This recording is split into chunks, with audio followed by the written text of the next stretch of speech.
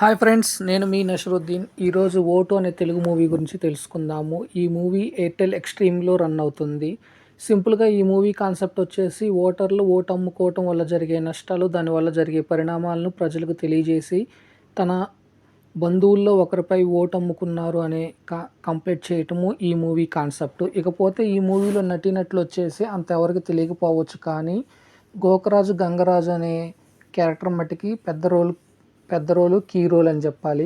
ఇకపోతే అలానే ఈ ఓట్ మూవీ స్టోరీ వచ్చేసి స్టార్టింగ్లోనే ఒక వ్యక్తి పనిచేయటం ఎందుకు, దండగా గవర్నమెంట్ స్కీమ్స్ ఇచ్చేస్తుంటే హ్యాపీగా ఉన్నాం కదా అని తన ఇంట్లో ఎవరిని పనిచేయొద్దని, అట్లానే తనకు తెలిసిన వాళ్ళకి కూడా ఎవరు పనిచేయొద్దంటూ చెప్తూ ఉంటాడు. అదే టైంలో హీరో ఇంట్రడక్షన్ ఉంటుంది. ఆ హీరో ఆ ఊరి పరిస్థితి చూసి ఏం అర్థం కాక తికమకమడుతూ ఉంటాడు. ఫైనల్గా హీరోకి అక్కడ ఏం జరుగుతుందో అనేది ఒక క్లారిటీ వచ్చేసరికి వీళ్ళందరూ ఓటు అమ్ముకొని వచ్చే స్కీమ్ ద్వారా బతుకుతున్నారు అనేది ఒక క్లారిటీ ఉంటుంది. అదే ఈ సినిమా యొక్క కాన్సెప్ట్. ఫైనల్గా వచ్చేసి ఈ ఓటు మూవీ రొటీన్ సబ్జెక్టు మరియు బోరింగ్ సీన్స్తో ఒక సీరియల్ లాగా నడిచే కథనం ఇలా ఉంటుంది ఈ మూవీ.